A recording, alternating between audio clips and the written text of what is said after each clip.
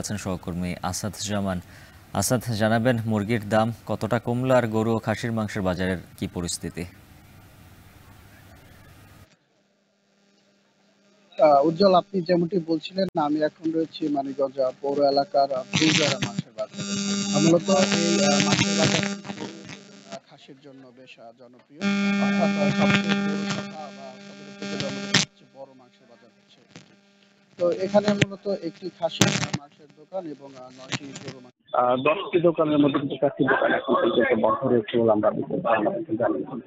অপরদিকে এই কয়েকদিনের ব্যবধানে কিন্তু ব্রয়লার মুরগির দাম কমেছে কেজিতে ৩০ টাকা। অর্থাৎ যে মুরগি ১৮০ টাকা কেজিতে বিক্রি হতো সেটা কিন্তু আজ বিভিন্ন বাজারে আমরা খোঁজ নিয়ে জেনেছি যে ১৫০ টাকা বিক্রি হচ্ছে।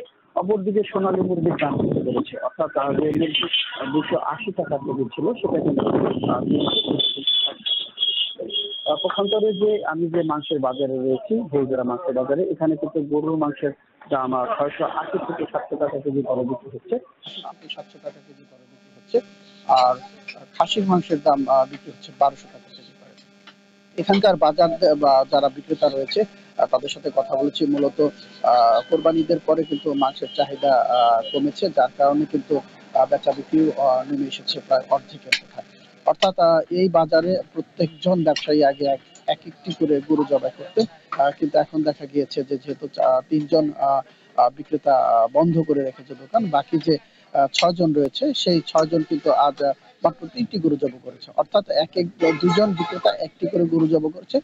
তাদের সাথে কথা বলে জানতে পেরেছি যে বেচা বিক্রি একেবারেই কম।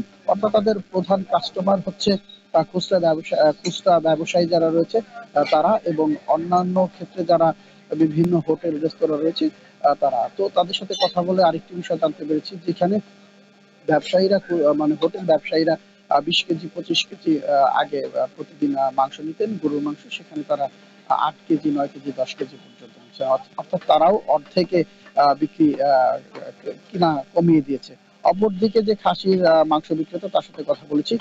তিনিও আমাদেরকে জানিয়েছেন যে প্রতিদিন সেখানে ১৮ থেকে ২০টি খাসি জবাই করা হতো, সেখানে কিন্তু এখন ১০টি ১১টি করে খাসি জবাই করা হচ্ছে। অর্থাৎ যে বাজারে আগে দেখা গিয়েছে ৩ থেকে ৪ লাখ টাকার বিক্রি হতো, সেখানে কিন্তু এখন ২ লাখ টাকার বিক্রি হচ্ছে। উজ্জ্বল, এই ছিল আমার কাছে মাংসের বাজার থেকে সবশেষ সংবাদ। মানিকগঞ্জ থেকে যুক্ত ছিলেন সহকর্মী আসাদ জামান। এবারে জানবো মাগুরার সবজির বাজারের খবর। যুক্ত আছেন সহকর্মী বিশ্বজিৎ বাপি। বাপি, জানাবেন কোন সবজি কত দরে বিক্রি হচ্ছে আর বাজারের সবজির সরবরাহ কেমন, ক্রেতারা কি বলছেন?